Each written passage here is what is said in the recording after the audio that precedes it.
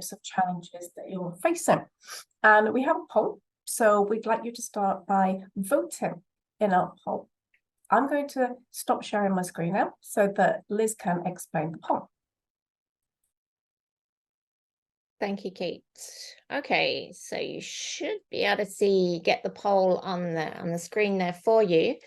Our question in this poll today is, what's your biggest challenge in AI adoption? I love starting off with challenges, actually, because it brings in a whole lot of discussion for us later. So what's your biggest challenge in AI adoption?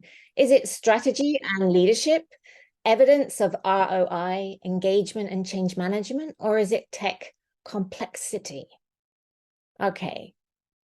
I can already see that a lot of you are voting in a poll. Thank you very much. We've already got 21 of you, 25 of you. It's going up, it's going up. Well done. Thank you very much. We nearly got 100% of you who have voted in this poll. Just give you a few more seconds for you just to vote in the poll. What's your biggest challenge in AI adoption? Is it strategy and leadership? Is it evidence of ROI? Is it engagement and change management? Or is it tech complexity? Okay, I think that's stabilized a little bit now. We've nearly got 100%. Just one last one coming in there. I'm going to end the poll now and let's share the results. Okay, Kate, can you see those results? Yeah, I can do, Liz. Thank you. I think it's really interesting, actually. And it's similar yet different to a poll that we ran on LinkedIn recently. I'm not surprised to see the engagement and change management at 32% there. Our LinkedIn poll had that at 33%. And it was equally challenging as strategy and leadership. But amongst this group here, strategy and leadership is slightly less of a challenge compared to engagement and change management. I think perhaps the group that we've got here today are slightly further on in their journey of AI adoption. We did run another poll on LinkedIn a few weeks ago, and really interestingly, that only 20% of the people answered said that they're currently adopting AI solutions in their organizations. I thought that was quite interesting. And 20% said that they don't plan to adopt it at all at the moment. So I think that there's a slight difference here, because people who are here today probably are adopting AI and have some challenges that they want some answers to. So it's really interesting. Really interesting. I'd like to actually check with Llewellan. What do you think of these results? Is this typical of organizations that you work with? Yeah, Kate, thank you for the prompt, and Liz for the intro. I must say, before I answer that, Liz, when you're reading out my credentials there, I had a shiver because all of those jobs required a lot of leading edge technology adoption, which has been notoriously painful and difficult. So I think the subject for today doesn't really differ too much from that experience, but it is a journey and it's something I'm very passionate about. To come back to your question, Kate, I think generally speaking, those results are the same. You know, something that jumps out to me is there's a poll that PwC does every year of what keeps CEOs and CTOs awake at night. And it's always the same things, or very similar things that have been cropping up over the last few years. So it's centered around cybersecurity, technology adoption, okay, and how to also do change management through the adoption of that technology.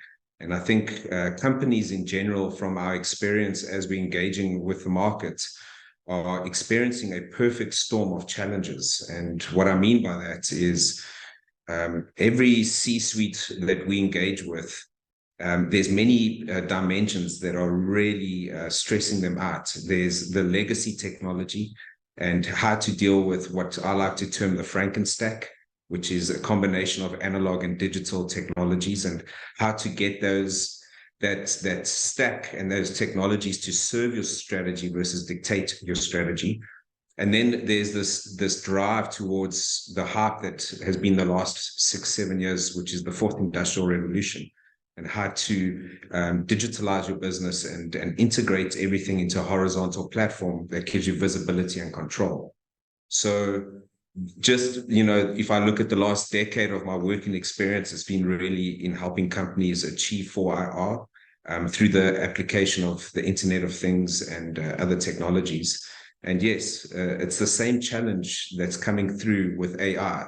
We haven't moved away from those challenges, and it's interesting to see that it's still coming through. I think there has been a paradigm shift in the leadership adopting digitalization as a strategy, but how and why and what are still fundamental questions to be answered.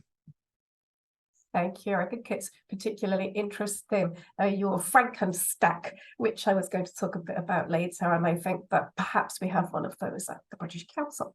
So we might need to discuss that at a later time. I think for us, technical complexity is going to be a challenge to streamline what we already have and to see where some new solutions might fit into that. So moving on to the next question the audience asked us before today's event. It's about different industries, different sectors, and how AI adoption varies across these industries. Are there industry-specific challenges? Yes, definitely. I think that the AI requirement varies dramatically across the industry.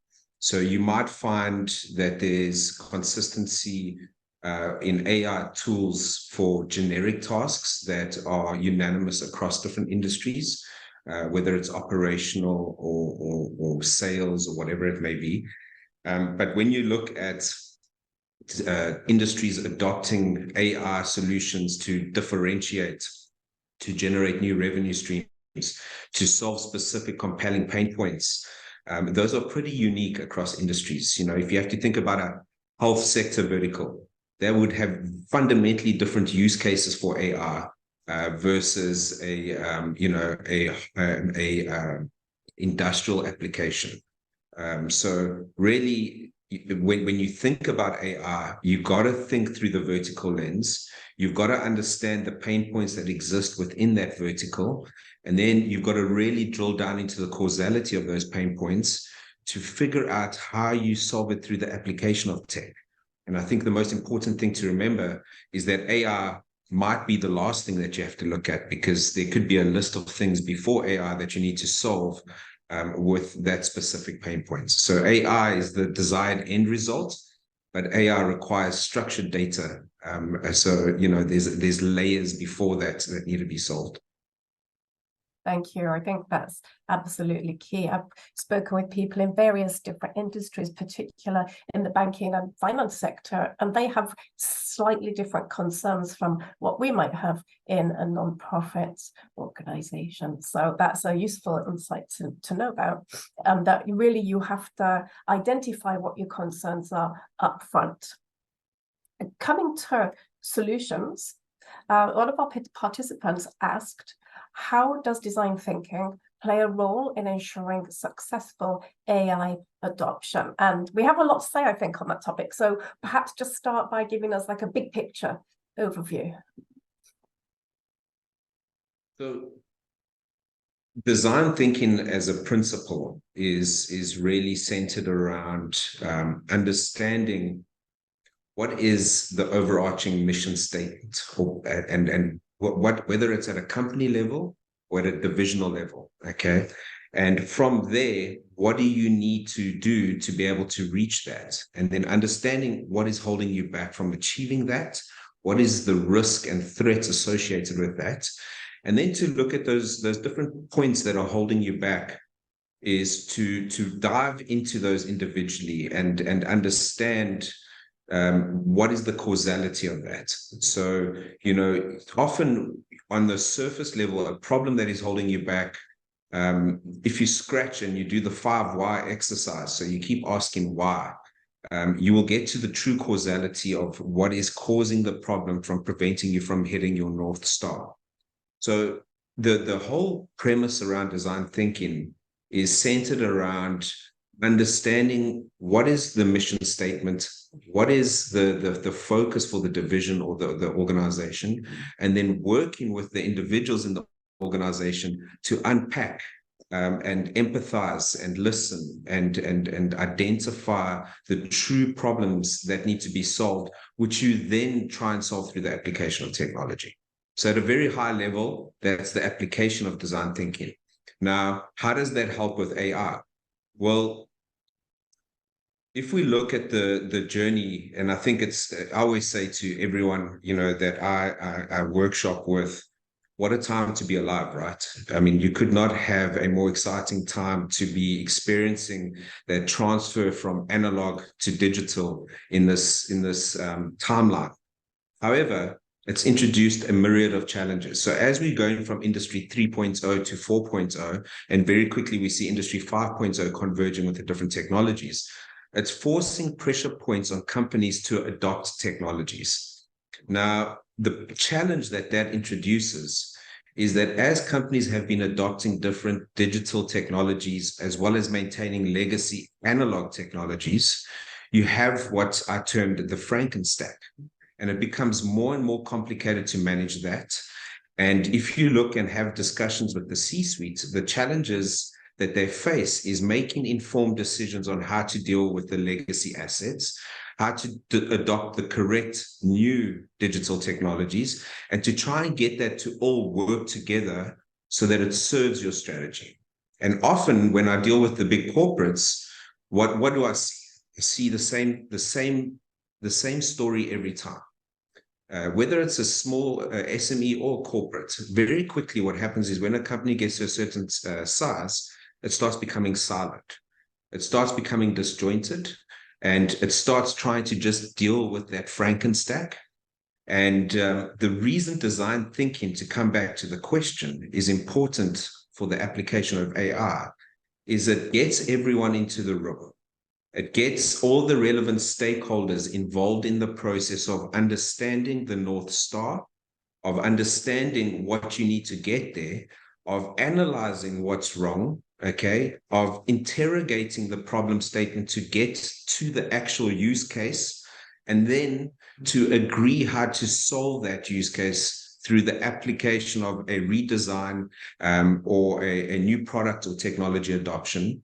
And that process encapsulates a consultative process with the stakeholders in the organization, and make sure that you don't have everyone pulling in different directions. So a bit of a long-winded answer, but I hope that it provides a quick, broad stroke understanding of the importance of design thinking in AI.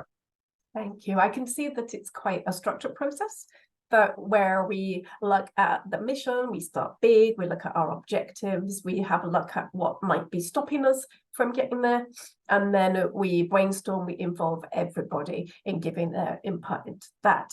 There's a couple of things you mentioned that as a lay person, I would like to clarify. So could you explain what a use case is for me? No problem. So when we analyze the challenge that's holding back a specific objective to propel the company forward to hit the objective, we will ask the 5 whys. And when we get to the actual causality of that problem, we then turn that into a use case, which is essentially us wrapping that up as a mission statement to say, this is the problem. How might we redesign? Okay, how might we adopt? Or, what can we do to solve that, either through a process change or technology adoption?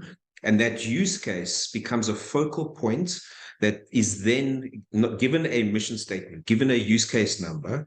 It goes through a DFV rating, which is desirability, feasibility, viability. And we do that with all the stakeholders in the room to give it a score so that everyone agrees the importance of that use case to be solved, okay?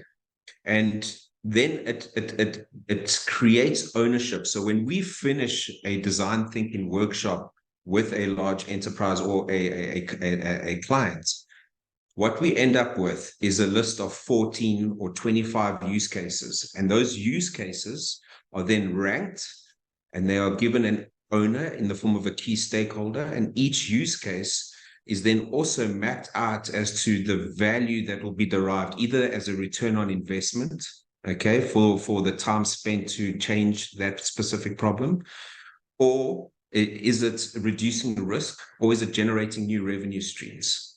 So the use case becomes the focal point and ultimately plots out the roadmap of what you will be focusing on as an organization to get to the desired result, which is the North Star.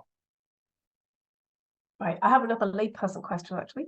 So I think I'm clear now about what the use case is. Is the solution always to adopt AI? No, definitely not. That's a great question. You know, I think the biggest thing that we always say to clients, because AI is now the buzz, right? You go back a few years ago, it was the Internet of Things. So there's always a new technology or an emerging technology that needs to be considered.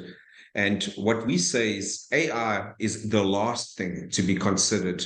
What you need to make sure is that the mechanics to enable AI are in place. So you have to ask yourself as an organization, are you in industry 3.0 or are you in industry 4.0? Have you structured your assets in a way that it is visible, okay, across a horizontal platform like an IoT platform? So have you integrated your analog and your digital into a single interface that you can visualize and hopefully have bidirectional control over? And I think COVID helped a lot of industries realize the need for digitalization, because all of a sudden people were stuck at home and they had no visibility of their assets.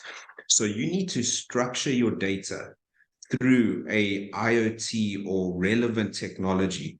And then that data needs to be put into a structured architecture, okay? And you need to make sure that that data is structured before you start applying artificial intelligence to it.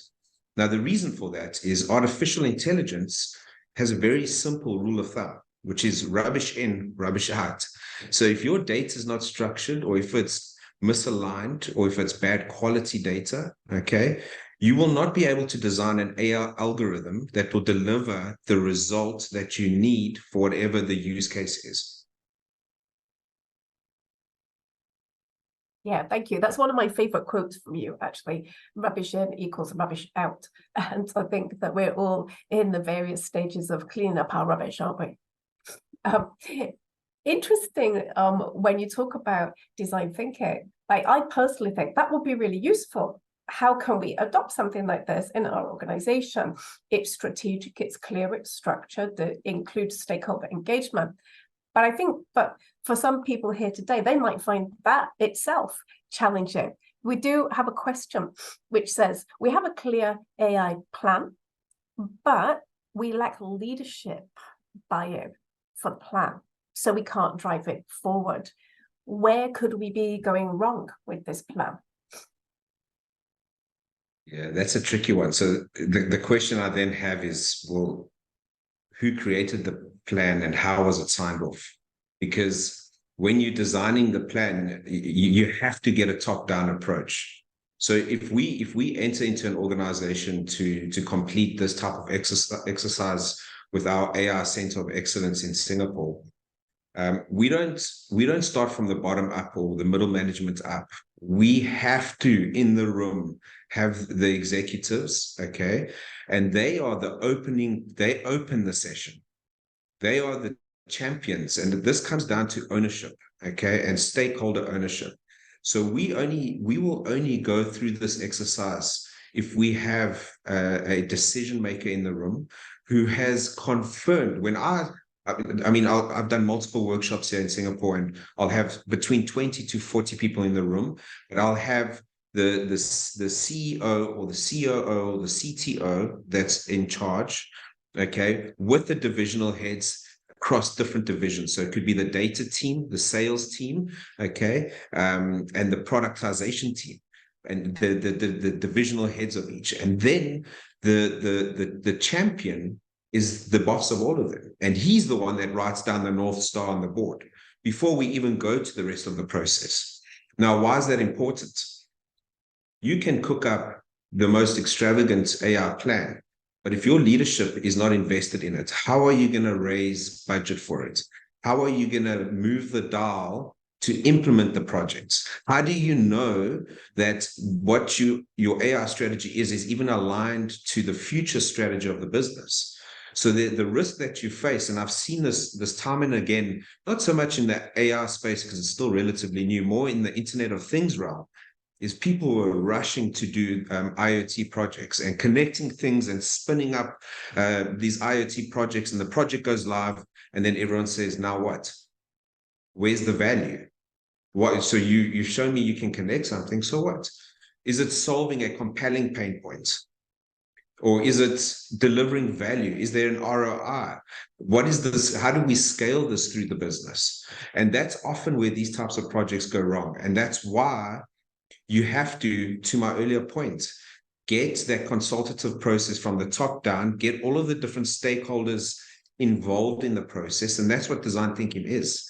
It's a empathetic consultative process that gets everyone to buy into it, everyone to understand why we're doing it, okay, and what their respective roles is. And most importantly, when the use case comes out the other side, who is the owner of it? Because now it becomes part of their KPI to help drive it with visibility from the top down. Yeah, that makes sense. And when I was, I recently interviewed Llewellan for an article that we published, and I learned a lot about the different stages of design thinking. And I can see how that first stage, this empathize stage, is where it's not only the senior leaders, but also it comes from the bottom up as well. There is an interesting question actually from Joshua. Thank you, Joshua, for your question. And it's about how about the role of AI in design thinking? How useful is AI in supporting the various stages of design thinking? It's a loaded question, and I think that he's definitely been experimenting with AI. So I like to say that you're never going to be disrupted by AI, but by a person or a company who knows how to use it. Generative AI at the moment has become very human-like and very accurate, and it's a tool that can be leveraged in the design thinking process. So when I go into a consultative process with a company, the first thing that I do is I understand and do my desktop analysis, which is who is the company? What vertical are they in? Okay. What is the problem statement that has come out that we fleshed out from the champion? I will then leverage AI to help me unpack that and shape it into a nice problem statement, and then to show me all the stakeholders that may be linked to it. Okay. I will then take it to another level and I'll flesh out what are the pains, what's the daily tasks linked to those stakeholders? What are the potential pains? What are the potential gains? What are the potential innovations that can come out of solving it for that specific stakeholder? So there is a very real use case for AI to drive your preparation for design thinking, to get as quickly as possible context and ideation that you can leverage in the actual workshop itself. So before I go into any workshop, I've mapped out the problem statement, the stakeholders, what's the potential tasks, and I won't just take verbatim what comes out of the AI. It just gives me critical potential data points that I can leverage to baseline my thinking and prepare for those workshops. But it always comes down to the humans in the workshop that we interrogate the process with, and just really leverage that for more context and preparation. Yeah, I think it can be very useful to do some sort of base level of understanding, and you can get information pretty quickly if you know how to prompt it. So then when you do go into a workshop or a meeting, you're able to test out some of that information that's been generated. I have a question actually. Are there any risks in using AI in the design thinking process? Great question. Most definitely. So I would say that again, AI, you've got challenges around the quality of the prompt. The output is based on the input. So if you have missed something fundamental on the input side and you lean solely on the output, okay, you could have a blind spot, especially if you become lazy and you think that the output from the AI is the be all and end all. No, the AI output is enabling you with more context that you need to validate through a human process. You know, I'll give another example. With all the startups that I have to work with, I help them to go from startup to scale up through our global network. And one of the biggest challenges startups have, and this applies to the far end of the design thinking when you're going into the use case, minimum viable product testing phase to test and build something that has come out as a use case. The same principle applies for startups. We need to help them achieve product market fit. And we leverage AI to help us get as much data linked to a problem statement, linked to the stakeholders, and to prompt specific prompts to help give us ideation on that. But we sit and we go through it together line by line to map out whether we agree or don't agree. So the end validation has to be a consultative process. If you're just leveraging AI currently, copy paste and just using that verbatim, you're at risk of losing credibility because there's hallucination, there's quality of prompt issues, and you are gonna get surprised if you do that, for sure. I think that's really useful. And it reminds me of what you said earlier about the rubbish in, rubbish out, which is becoming quite a popular quote, I think, amongst our participants today. There is a question which links to what we were just saying about over-reliance on AI. And it's around bias in AI. And how do we overcome that? If, say, we're using it for design thinking, how do we know if it's giving us biased answers or not? This is a tricky one. So I can say with absolute confidence, if you're using ChatGPT, there's already bias in it, right? And the challenge is, how do you mitigate that?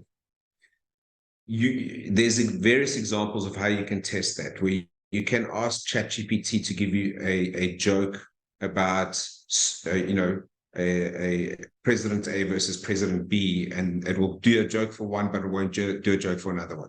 So someone at the back has turned some dials and, decided what is right or what is wrong. So that is the risk that you face with AI, especially if you're leveraging a third-party product. So how do you overcome that as an organization? So I want to talk to a very practical use case where we're working with a startup that is designing an end-to-end HR solution for the food and beverage industry. And this was a very specific point that was raised by them, which is bias, because the solution that we're developing is being designed to help with CVs, recruitment, approval of the recruitment process, okay? Once you've onboarded an employee, managing the employee, the KPIs, and that entire employee journey all the way till when they leave, and then even having a link to the alumni through this single platform, managing that end-to-end life cycle. So you can imagine the risk of bias in that is severe. And the challenge is in how we overcame it. And the only way, in my humble opinion, to overcome it is you have two options as an organization. One, you adopt a third-party product, which you have not designed, which you have no visibility on the back-end code or the dials that have been turned, okay? And then you are at risk of bias. Or you find a service provider, and this is what we do through our AI Center of Excellence, is we custom design and build out bespoke solutions for our customers that meet their specific needs.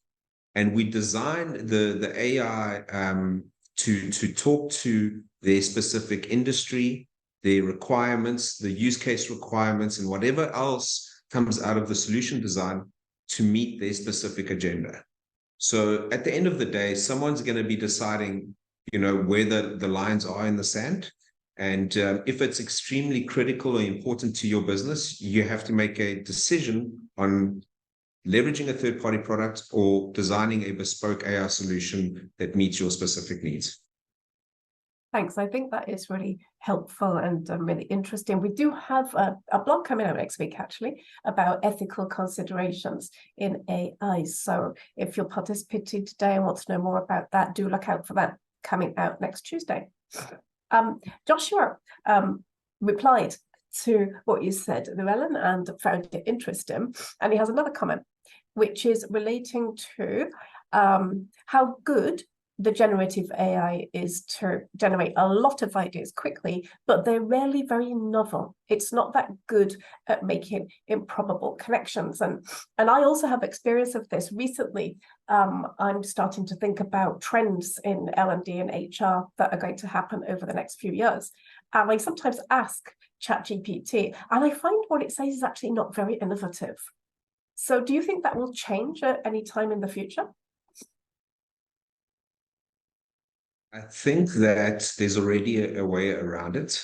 And my experience in extensively utilizing LLMs, large language models like ChatGPT, is that there's a methodical approach to go about it. If you come in with a prompt, okay, into a specific thread chat, and your first prompt is requiring very specific detail, then you're leveraging that LLM's broader knowledge, which may or may not deliver a desired result, which is where I think the disconnect is coming in from the comment that Joshua raised. I have a different approach that I have figured out on how to use AI. And the approach I take is I create a layer cake. And what I do is I go back down to the problem statement. I start at the problem statement and I make sure that that problem statement has been 100% agreed, validated by the stakeholders that I'm working on it with. Once I have the problem statement, I then map out the stakeholders, okay? I then map out against those stakeholders the tasks, the pains, the gains.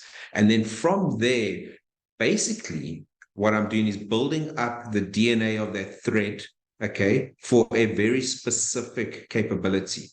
My experience is once I've done that, whatever prompt I put in after that is very specific, gives me a high percentage quality result. So, for example, when I do that exercise for a specific idea that I have that I want to build out, essentially what I'm doing is building out the product market fit, leveraging the AI, tweaking it, correcting it. Okay. By the time I'm done and I've mapped that all out, I can put in a prompt for that to write me out a marketing strategy for the next 3 months that is extremely specific. Now, if my prompt is still too general, it will just give me a high-level strategy. If my prompt says, I want a strategy over the next 3 weeks for LinkedIn, Twitter, Facebook with 3 posts, and I want to start with this subject in week 1, this subject in week 2, this subject in week 3, and then based on the rest of the information that I've built in that layer cake on the thread, it's like having a consultant do what I can do in 2 hours used to take me 1 month's worth of work without having AI as a tool.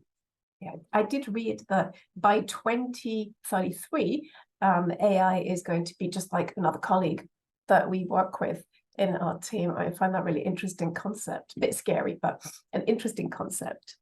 So Stacey has a question and a bit of a change of tack. What are some other critical challenges from your own practical experience that you've identified with AI adoption in corporates, but not relating to leadership or strategy, those areas we've spoken about, other critical challenges?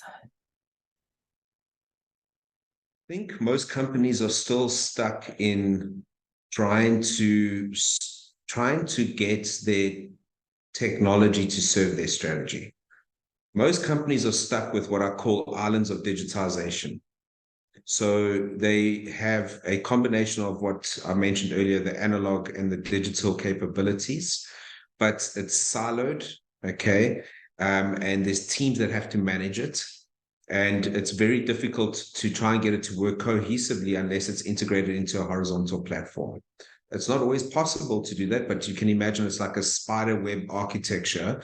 And the sooner you clean that up, the sooner that you can have that single pane of glass through which you can view your organization in real time, manage it through bidirectional control, or structured data that you can turn into intelligence, the sooner you can leverage AI. Because once you have that in place, the AI is the top layer. So if you think about your business, and we start from the bottom up, you've got the physical world, you've got all of your analog assets, you attaching sensors, whatever it may be in your respective industry. So if I talk to a smart building, you can imagine generators, energy meters, water meters, solar panels, access control, security.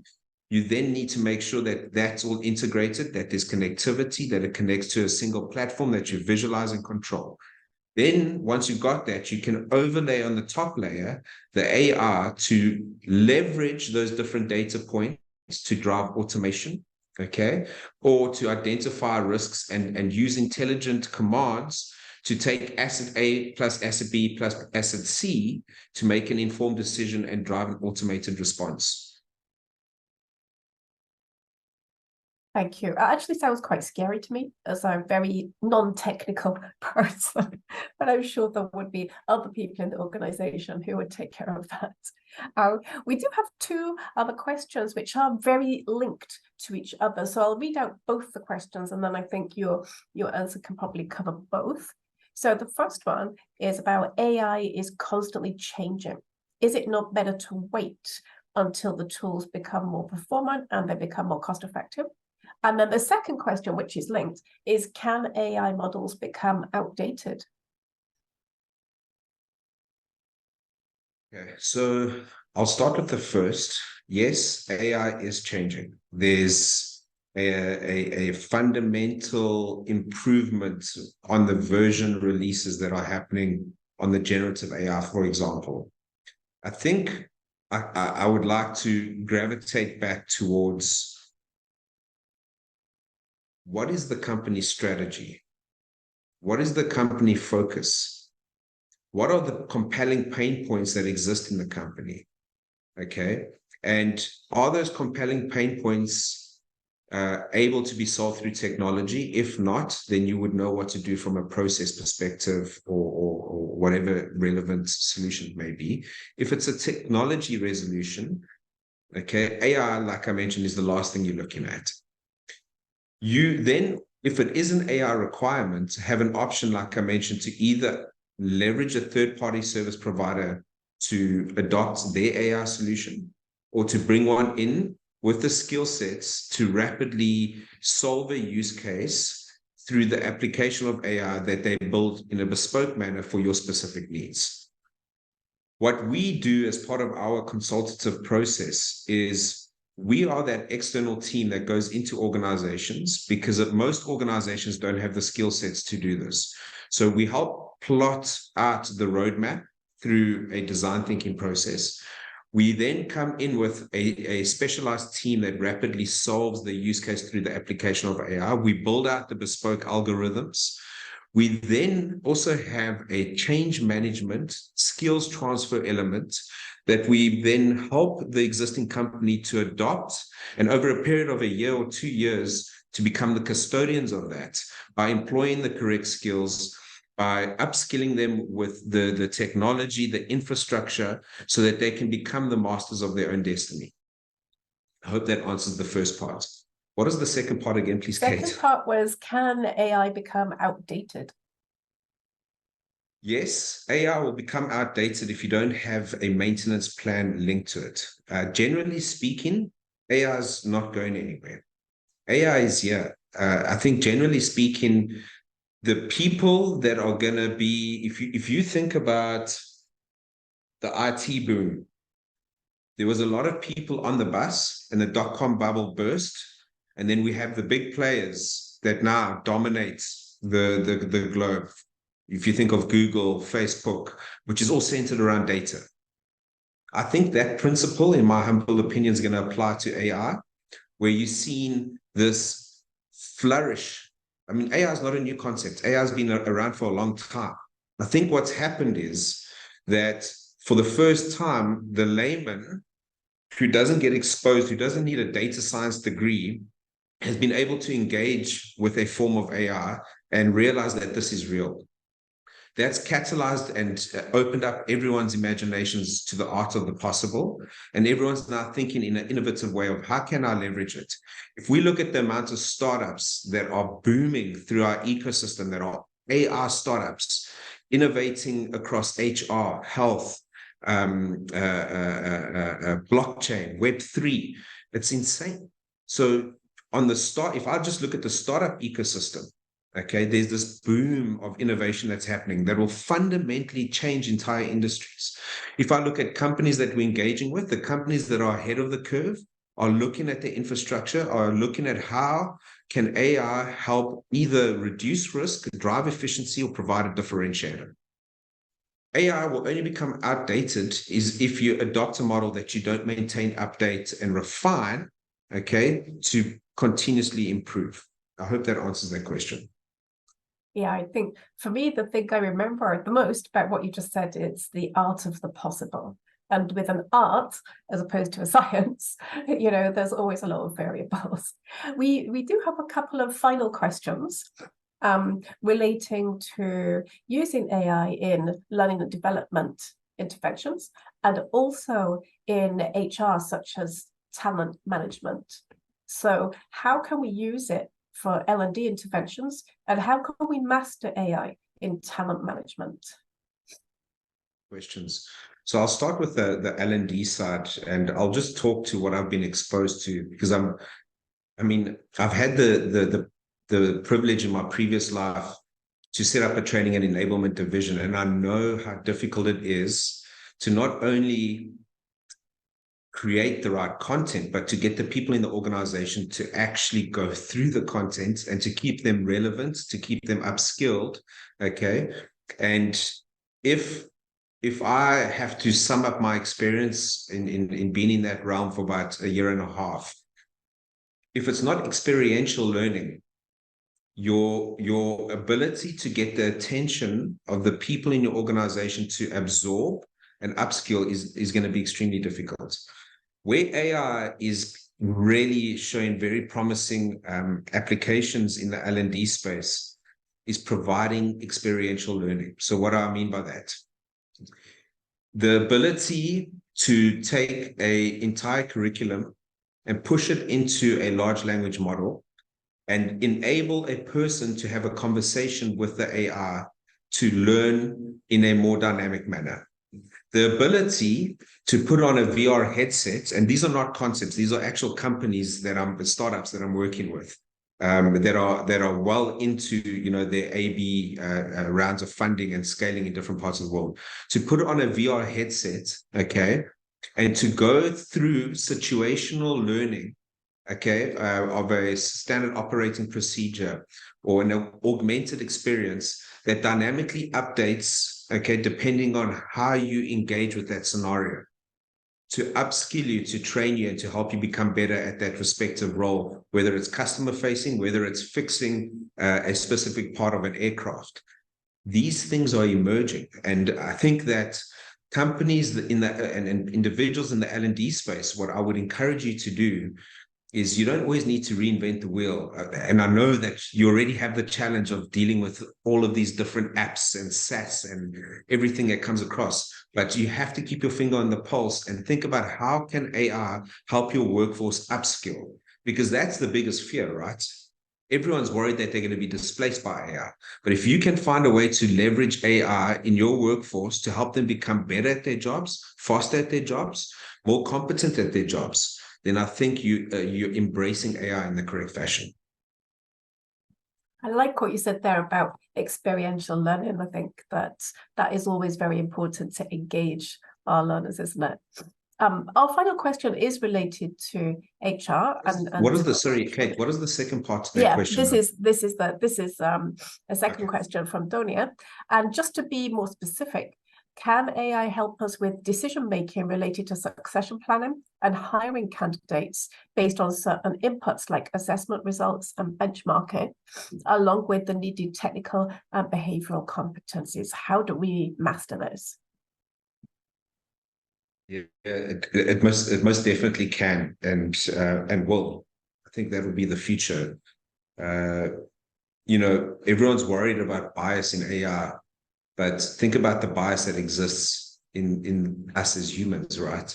So there are companies that are cracking this nut. There's one company that I've worked extensively with in South Africa that has already gone into organizations and is absorbing all of the data points linked to a specific individual in the organization to understand a few different things about the individual. One, where are they on their journey with the business? Two, how much risk is the business facing of losing the individual? So if you look at your entire business, what percentage is at risk of leaving the business, which is going to have a cost impact for sourcing new candidates, rehiring, retraining, okay? So using analytics to pick up predictive capabilities for that.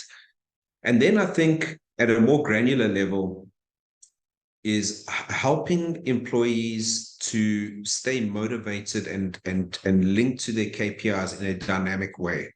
Okay, so that they can continuously be motivated and have a mechanism that is more dynamic than a human-on-human engagement. So definitely a lot of innovation that is coming out in that space. Some of it's so extensive that they even plug into the in South Africa, it's called TransUnion, which gives all the financial data so that they can even pick up a red flag if an employee is over indebted, because that could be something that could impact the performance of that employee or the stress of that employee in the workplace. So there's various ways that it is being leveraged, and for sure you should be looking at it across the entire journey of a employee, from the recruitment process to the end of the life cycle and managing the alumni that are linked to that business. Thanks. I think that's a really comprehensive answer and a very exciting future, actually, for those of us who work in HR, talent, and learning and development. There are a couple of other things in the chat, but what we'll do is respond to those separately outside the event, because I would like a chance to summarize when people are here. And I think it'd be really interesting for our participants today to put the quote or the point that Llewellan said that you find the most interesting and that you're going to really remember after today's session. And I, of course, still love the rubbish in, rubbish out quote. That's really going to stick with me from speaking with you on the times that I have spoken to you. So I think that's my favorite quote. And then I also like your, if it's done well, AI is the art of the possible, because we tend to stress about it a lot, but it does open up a lot of possibilities, and we should be positive. So I'd like to invite our participants to note in the chat their biggest takeaway from today. And I'd like to invite Llewellan in the meantime to talk a little bit about what you mentioned earlier relating to the test that you're developing. Yeah, thanks, Kate. It's weird, my journey with you has been short, and since we've been engaging, I've just had so many different touch points regarding to HR and AI, that has been coming, whether it's startups that are producing solutions or going to pitch to the food and beverage industry with a horizontal platform in this space. And to kind of get to grips with all of that, I've been absorbing as much as I can from a white paper perspective and whatever market research is out there. And what I realized is that there is a gap, and we've put together something that I do with the startups is a very comprehensive consultative assessment that we then use to provide a detailed report that can help you baseline and understand how ready are you as an organization through the HR lens to adopt AI. So I've put together a assessment, a consultative tool. And if you scan the QR code that's in front of you, this tool will really give you access to 20 dimensions to measure yourself against. So everything from strategic alignment, operational considerations, data management, ethical and bias considerations, skills and training, financial, vendor and technology. The list goes on, but it's a real 360 viewpoint for any HR professional. And I've designed it through the HR lens that will help you understand where you are from an HR perspective and an organizational perspective to adopt AI. And we will then provide you with a comprehensive report that will come out of it. And then we can help you at least have a clearer view on how to navigate this new world that we're entering into. So yeah, looking forward to engaging with the people that are going to take up the tool, and always happy to share knowledge and expertise. As always, we'll link you to free resources. I think there's so much that you can do to absorb. We will also, if you scan, link you to all of the white papers. I've taken the time to build out summaries of each of those white papers. So there's about 5 or 6 different leading edge white papers with summaries that I've done for you. So yeah, hope that can help everyone on the call to navigate this in a more informed manner. Thanks. I think I'm very excited to try it out, actually, and wondering what our score would be.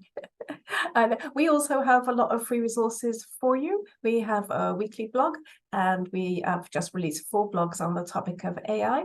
So you can have a look at that, follow us on LinkedIn, or you can find our blogs on the Insights page of our website as well. We will be running another event next month on the last Wednesday in November.